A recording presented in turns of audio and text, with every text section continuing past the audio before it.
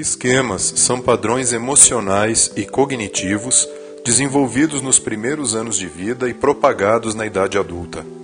São primitivos e inconscientes, influenciando diretamente as respostas emocionais emitidas nos relacionamentos. Os esquemas podem ser saudáveis ou adaptativos, quando geram, por exemplo, sentimentos de cumplicidade e cooperação. E podem ser desadaptativos, quando resultam de necessidades básicas da criança que não foram devidamente supridas. A origem dos esquemas está em diversos contextos, iniciando pela relação da criança com seus cuidadores, parentes próximos, amigos, professores, colegas de aula e outros membros da comunidade.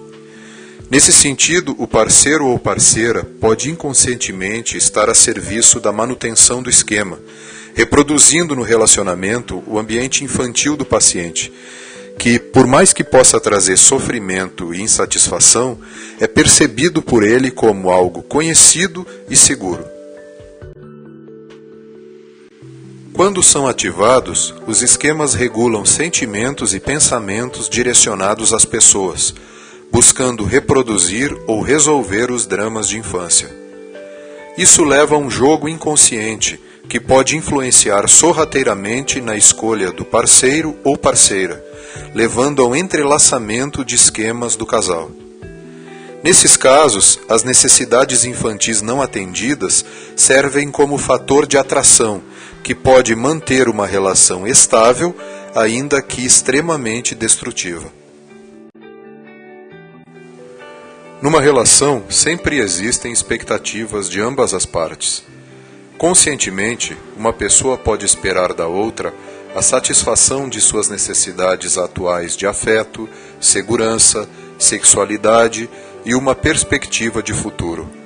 Esses são os componentes aparentemente racionais de uma escolha. Existem, no entanto, as expectativas inconscientes. A esperança de resolver suas necessidades básicas não satisfeitas durante a infância. Essas expectativas inconscientes podem predominar sobre as conscientes, fazendo com que a escolha do relacionamento envolva muito mais necessidades do passado do que do presente. Vamos utilizar como exemplo uma pessoa com esquema de abandono. A dor emocional do esquema faz com que ela se torne extremamente controladora, possessiva e ciumenta.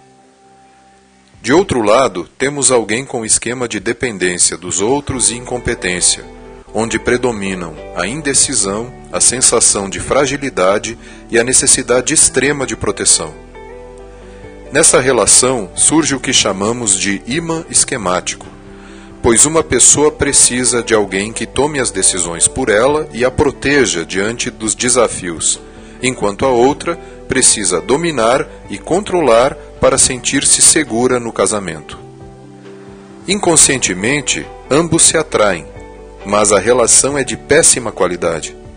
Do ponto de vista racional e consciente, eles desejam mudar, mas seus esquemas querem que tudo fique como está.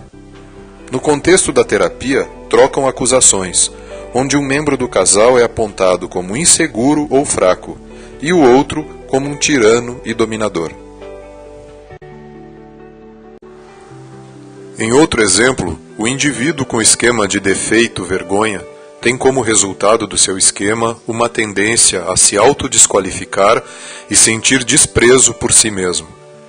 Inicia relacionamento com uma pessoa com esquema de abuso e desconfiança, que por meio da hipercompensação torna-se um aproveitador crônico nos relacionamentos, explorando, manipulando e maltratando. Novamente, temos um imã esquemático resultante do jogo de atração inconsciente, onde um dos membros do casal abusa e o outro se sente intimamente merecedor de maus tratos.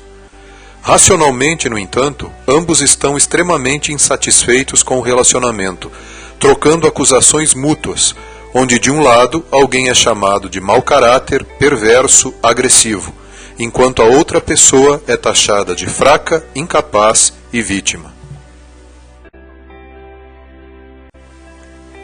Uma pessoa com esquema de privação emocional foi punida na infância quando expressou suas emoções ou não vivenciou adequadamente a experiência de que seus sentimentos poderiam ser importantes para alguém.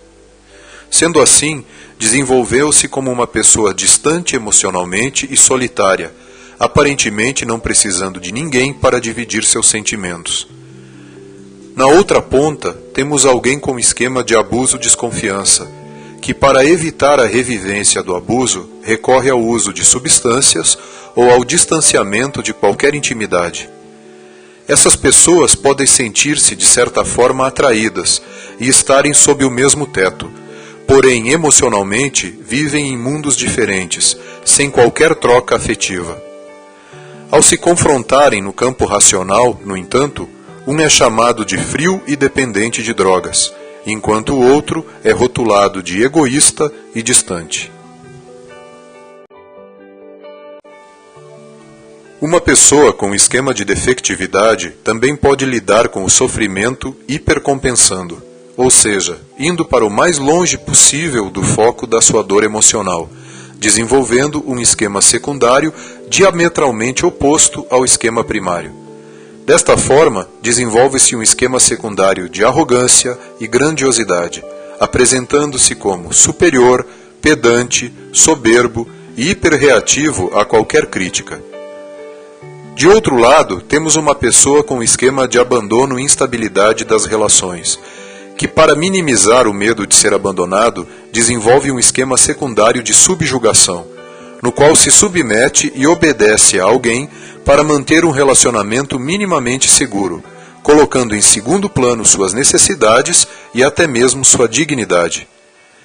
Quando essas pessoas se encontram, o imã esquemático aproxima alguém que precisa se submeter para ter segurança e alguém que precisa exercer sua superioridade para não ter contato emocional com o ser inferior que intimamente o atormenta.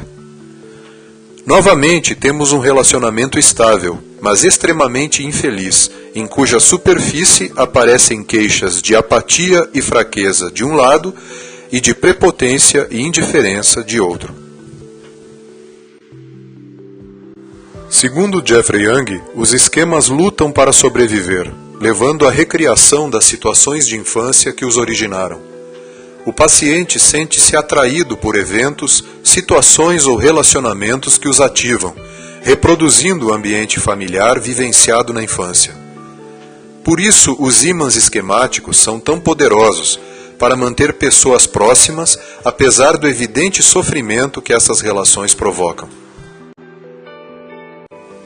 Essa atração não se restringe aos relacionamentos afetivos mais intensos, mas também pode influenciar na escolha dos amigos, na simpatia ou antipatia aparentemente inexplicável por certos colegas, na submissão a chefes abusivos, no assédio moral recorrente de subordinados e, de especial interesse para os terapeutas, na relação estabelecida durante o tratamento. Certamente existem muitas escolhas inconscientes interferindo nessas relações. Na relação terapêutica, especial atenção ao terapeuta com esquema de autossacrifício, pois nesse caso a pessoa sente-se merecedora de valor somente quando assume os cuidados do outro, abrindo mão de suas próprias necessidades ou as colocando em segundo ou terceiro plano. Quando esse papel de cuidador não se desenvolve, o indivíduo pode sentir-se mal, sem valor ou egoísta. Isso torna o terapeuta muito vulnerável a ímãs esquemáticos com pacientes excessivamente carentes, inseguros, com emaranhamento do self ou dominadores e perversos.